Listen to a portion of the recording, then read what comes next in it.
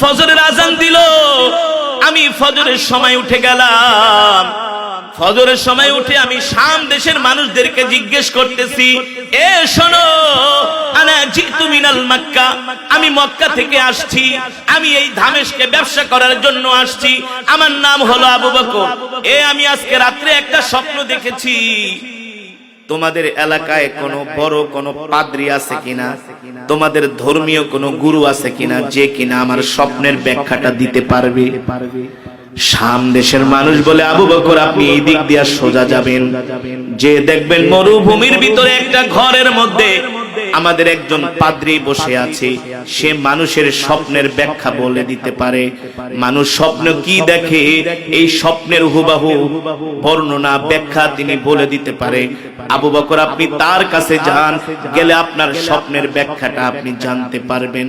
সাইয়েদনা আবু বকর বলে, আমি আর দেরি করলাম না, সকালবেলা ঘুম থেকে উঠে আমি ওই খ্রিস্টান পাদ্রীর বাড়ির দিকে রওনা শুরু করলাম। আমি খ্রিস্টান পাদ্রীর বাড়িতে যাচ্ছি, এখনো তার বাড়ি পর্যন্ত পৌঁছাই নাই। দেখি খ্রিস্টান পাদ্রী তার ঘরের দরজায় বসে আছে। আমাকে দেখা খ্রিস্টান পাদ্রী বলেন, লাব্বাইক ওয়া সাদাইক, এ আবু বকর, আহলান ওয়া সাহলান, মারহাবান বিকুম। আবু বকর আপনি আমার বাড়িতে আসছেন, আমার জীবন ধন্য হয়ে গেছে। সাইয়েদনা আবু বকর বলে, এ পাদ্রী, আমার নাম যে আবু বকর আপনি কিভাবে জানেন? সুবহানাল্লাহ, আমার নাম যে আবু বকর আপনি কিভাবে জানেন? পাদ্রী বলে, আসেন আসেন, আপনি আমার ঘরে আসেন। সাইয়েদনা আবু বকর যে বসলেন, বসার পরে বলে, আবু বকর আপনার বাড়ি কোথায়? বলে, জিতু মিনাল মক্কা ইলা শাম, আমি মক্কা থেকে ব্যবসা করার জন্য শামে আসছি। আমি আসলে শামের অধিবাসী না, আমি হলাম মক্কার অধিবাসী। কিন্তু শোনেন, আজকে রাত্রে আমি একটা স্বপ্ন দেখেছি, এই স্বপ্ন দেখার পরে আমি আর ঘুমাইতে পারি না। পাদ্রী মুস্কি হেসে বলে, এ আবু বকর আপনি কি স্বপ্ন দেখেছেন বলেন? বলে, আজকে রাত্রে আমি যখন ঘুমাইছিলাম, দেখি আকাশের মধ্যে, মক্কার আকাশে বিশাল একটা চাঁদ উঠেছে। এই চাঁদ টুকরো টুকরো হয়ে মক্কার প্রতিটা ঘরের মধ্যে ছড়িয়ে পড়েছে। এই স্বপ্ন দেখার পরে আমি ঘুমিয়ে গেলাম। আবার হঠাৎ করে আমার ঘুম চলে আসলো, আবার দেখি ওই টুকরো টুকরো চাঁদটা আবার একত্রিত হয়ে আকাশের মধ্যে আলো দিচ্ছে। কিছুক্ষণ পরে ওই চাঁদ আস্তে আস্তে পুরো চাঁদ আমার ঘরের মধ্যে ঢুকে পড়েছে। পুরো চাঁদ আমার ঘরের মধ্যে ঢুকে পড়েছে। ওই খ্রিস্টান পাদ্রী বলে, আবু বকর আমি তো আগেই বলেছি আপনার নাম আবু বকর, আপনি ছাড়া এমন স্বপ্ন কেউ দেখতে পারে না। আপনার ভাগ্যে এই স্বপ্ন, আপনি এমন একজন ভালো মানুষ, আপনার কপাল এত ভালো, আপনার নসিব এত ভালো, আপনি একজন ভাগ্যবান পুরুষ। সাইয়েদনা আবু বকর বলে, শোনেন, আপনি আমাকে ভাগ্যবান কেন বলতেছেন? খ্রিস্টান পাদ্রী বলে, আবু বকর আজকে রাত্রে আপনি যে স্বপ্ন দেখেছেন, এই স্বপ্ন শুধু আপনার ক্ষেত্রেই মানায়। এই স্বপ্ন আপনার মতো পুরুষই কেবলমাত্র দেখতে পারে। সাইয়েদনা আবু বকর বলে, কারণ কি? কারণ কি?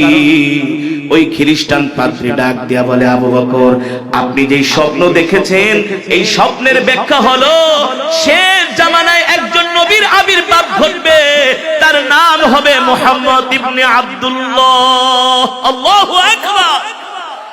তার নাম হবে মুহাম্মদ ইবনে আব্দুল্লাহ। তিনি হবেন শেষ নবী, তারপরে আর কোন নবী আসবে না। আল্লাহু আকবার।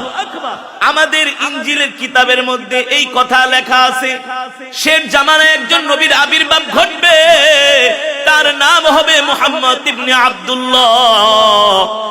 তিনি হলেন একজন শেষ নবী, তারপরে আর কোন নবী আসবে না। আর আবু বকর আপনি হবেন সেই নবীর সবচেয়ে বড় কাছের সহযোগী, আপনি হবেন সেই নবীর সবচেয়ে কাছের মানুষ, আপনি হবেন সেই নবীর সবচেয়ে আস্থাভাজন, আপনি আবু বকর। আল্লাহু আকবার। পাদ্রী ডাক দিয়া বলে, আবু বকর আপনার নসিব ভালো, কপাল ভালো। এ আবু বকর আপনার নসিব ভালো, আপনার কপাল ভালো, আপনি সেই নবীর সাথে সব সময় থাকবেন।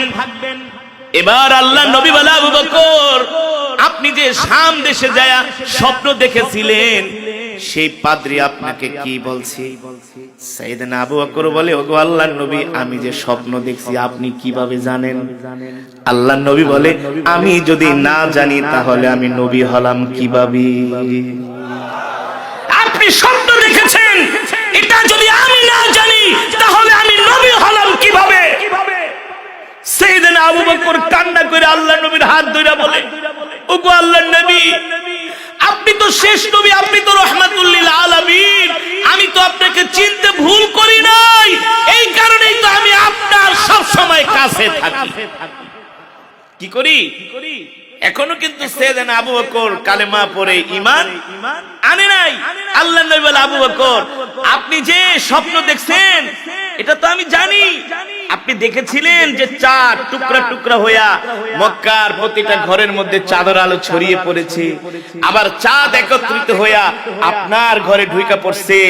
এর ব্যাখ্যা হলো আবু বকর ওই পাদ্রী না আপনাকে বলে দিয়েছে মক্কার ঘরে ইসলাম কিছু কিছু পৌঁছাবে, কিন্তু পুরা ইসলামটাই আবু বকরের ঘরে পৌঁছে যাবে। আল্লাহু আকবার। এবার সাইয়েদনা আবু বকর কান্না করে দিয়ে আল্লাহর নবীর হাত মুবারক ধরছে, হাত মুবারক ধরে আল্লাহর নবী বলে, আবু বকর আমি চাই আপনি এখনই কালেমা পড়ে মুসলমান হবেন। সুবহানাল্লাহ।